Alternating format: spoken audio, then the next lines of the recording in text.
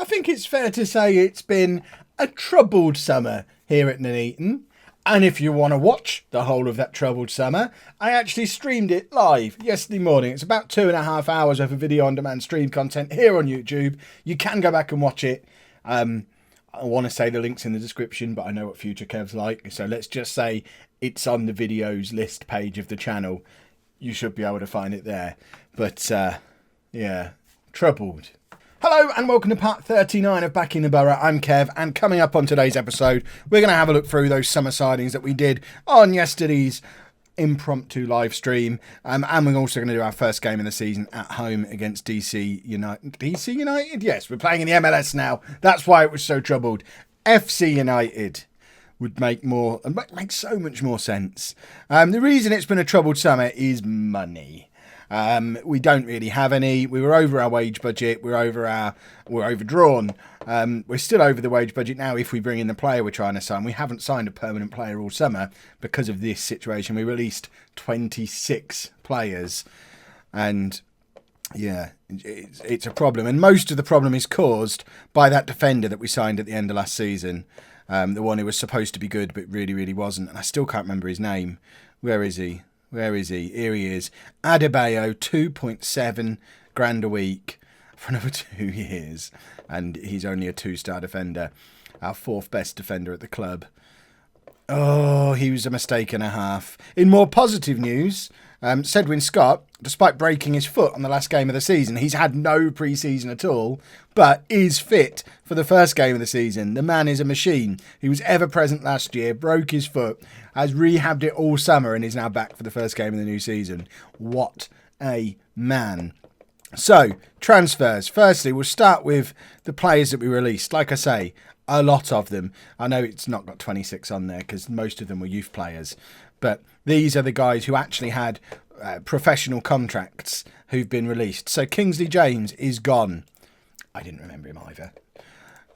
Arlen Birch is gone, who was our first choice starting right back for 3 seasons. He's gone to make way for Bobby Joe Worrell-Bristow to take his place. Dean Linus, our first choice keeper for 4 years, got replaced last year. Then his replacement also got replaced. No reason to have a 3rd choice keeper when money's this desperate. He's gone. Tyrone Marsh, hero of the promotion year, scoring a goal a game in our promotion season. Couldn't quite cut it at this level. Had dropped down to like 6th choice striker. He's gone. Last year's captain, Mitch Brundle. We did try and keep him, but he wanted too much money. He's gone. We couldn't afford to keep him. Joe Wheatley, who didn't play massively last year, but was another one who's been here for a long time, was one of the stars of the promotion season. Couldn't afford to keep him. He's gone. Johnny Smith, gone. 2 years he's been our starting left winger for. Tyreek Hyde, I didn't remember him either. Gone. Tinashi Chakwana, I didn't remember him either. He's gone. Luca Ercolani, so sad, but he still couldn't get a work permit. Just making sure that none of these clubs you want are English. That's fine. He's going back to Italy. Couldn't get work permit. He's gone. He's the one that got away. We'll forever wonder what might have happened if Brexit had taken place, I don't know, 4 months later, and he could have got his English or UK passport. And then some of the younger players have gone as well, including the first of the Patreon players who haven't made the grade. So we'll check in on them when we do our Patreon review videos. But Yancey, Larachelle Williams and Ronnie Brown are going to have to make it on their own. If they don't, then we'll reallocate those Patreon players once they retire. But hopefully they'll find a new home somewhere else. So they're all the players who've gone, which leads us to the players who've come in. And it is just 4 loanees because, as you saw from the wage budget, there is no money to sign anybody permanently. The star of the summer, Nyron Hurd, 20-year-old Welsh central midfield player, capped at under-19 level for Wales. He's on loan until the end of the season from Cardiff. 3.5-star current ability, 5-star potential. He's better by quite a stretch than anyone else we've got at the club in central midfield. He's the one player we've brought in this summer who actually improves our team. He actually had a game in the Championship last season for Cardiff even. So hopefully he ends up being awesome. Not quite so awesome, but also from Celtic is a backup defender. Ocean, is that how you say that? I don't know how to say that name. Ocean Roberts, 19-year-old Welsh under-19 international again. This one, though, only 2-star current ability, which makes him 4th choice defender, and he's never played a game for anybody. But he's also got a lot of potential, so he might start to live up to some of that potential as the season goes on. I apologise about my voice, by the way. I'm getting poorly and the voice is giving up on me. Ryan Moore is a right back on loan from Birmingham to the end of the season. Similar sort of current ability to Worrell Bristow. And just like Worrell Bristow, who has a lot of potential, he has a lot of potential. Hasn't played a game for anyone yet, though, so we'll see. And then lastly, Joshua Kadzidlo is a 19-year-old midfielder on loan from Chesterfield. He can play in the central midfield or right midfield. We needed cover in both positions. He'll provide that. I don't expect him to start in either position, but he's a decent 4th choice central midfield option, a decent backup right midfield option. Things are getting desperate.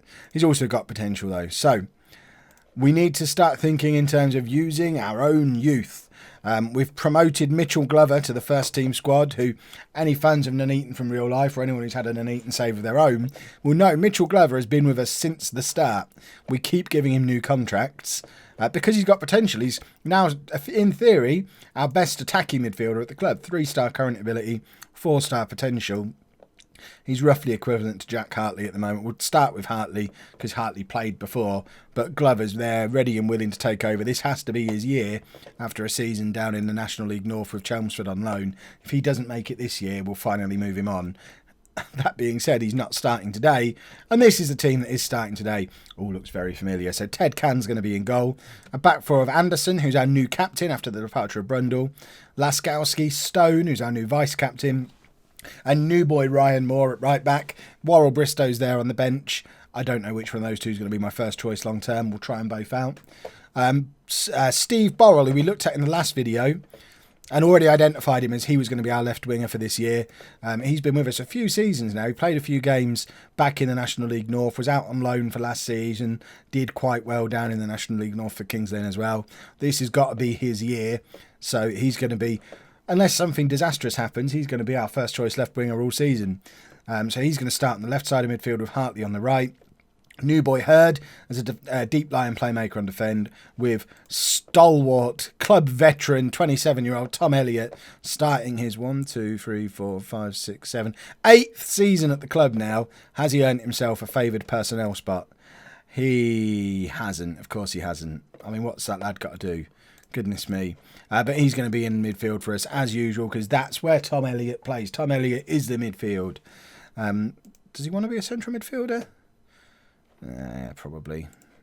And then the returning Sedwin Scott, who's not close to fit, up front with Omar. We've got both Mason and Phyllis Kirk on the bench, so we can change things up if need be up front. We're going to start out as we ended last season on counter and structured. Even though we are at home, it seemed to work last season. It allowed us to have our late little second half of the season surge towards the playoffs. Remember, last year, we only missed out on the playoffs by 2 points, and we were in really good form in that second half of the season. So if we can carry that form on over into this season, there might just be a chance. The board will be happy with us avoiding relegation again, same as last year, so they're nice and ambitious. So there's no fear of us getting sacked, really, regardless of what happens, unless we go down. We really shouldn't go down. The media prediction for this season is 11th place. So I would expect a transitional season, and we might even be in course for a couple of transitional seasons while we've got that expensive defender at the club. Unless we can get rid of him, then we can't really afford to improve this team. Sedwin Scott's another one. He's on nearly £3,000 a week now after the new contract we gave him at the end of last season, plus his summer pay rise that he's got in his contract. It might reach a point similar to how it did with Jordan Nicholson when we were down in the National League North, where despite Scott being our best player, we might have to let him leave to allow us to strengthen the rest of the team, because between Scott and the defender whose name I'm never going to remember because he's never going to play, there's like £5,500–6,000 a week of our £28,000 a week wage budget going on those two players. And that could go, and we could go and get another 6 players who could come straight into this team for that kind of money. So we'll see how the season takes us. There are other players who we'd like to move on to free up budget certainly ahead of Scott. The likes of Jack Redshaw is still here. He's like 5th or 6th choice striker on £1,000 a week because I thought it was a good idea when we signed him. Alas, it was not. Can makes a decent first-time save, but we are now 2-0 down with 12 minutes on the clock. Right, let's go to standard. I warned you it was a bad summer. Oh dear, it's going to be a horrible season. This could be the final season of Backing the Boro. If we get sacked, we're done. I hope we don't get sacked. We're not going to get sacked. Normally at this point, I'd make excuses. It's the first day of the season. The players are just getting to know each other. These players know each other. The likes of Borrell and maybe even Can, they're kind of getting... Hartley even wasn't first choice starter last year. They're getting used to being in the team maybe. But bottom line, the bulk of this team were here last year playing well. We just need Scott to be magical the way we know he can be. We're going to try and attack a little bit in this second half, I think. Perhaps this will be the year we give up on counter-attacking. 3-0 down before half-time. I hope this just means that FC United are going to run away with the league. Where did they finish? I don't even remember FC United last year. Tell me they've not just got promoted. Hold on, let's have a little look at them. Pause. FC United. They finished mid-table last year and they're thumping us. So we finished above them last year. They've obviously had a far more productive summer than we have.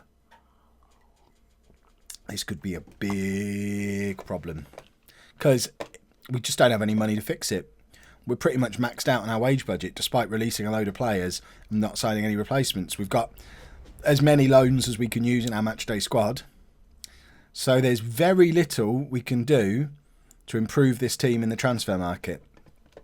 Unless we sell players first. And the chances of us letting go the weaker players and replacing them with better players is probably fairly slim. If anyone leaves, it's going to be the likes of Anderson or Scott. These are the players who've got interest from bigger clubs. And, yeah, oh dear. It's all going wrong. Right. Let's do what I always do in situations like this. Our wingers aren't playing well. Let's do a 4-3-1-2 before it's too late. So let's just bring the two forwards on for those two. Who have we got who can play in central midfield from this lot? Can Phyllis Kirk play central midfield? He's going to have to learn quick because he's the most midfieldy of all of them. Unless... Can anyone play wide right? Omar can play wide right. So you can be an inside forward over there. You can be a winger over there. This works for me. Let's go attacking. Just see if this looks any better. So some more attacking wide men to finish the game off. We are leaving Cedwyn Scott on for the full match. That's probably a bad idea.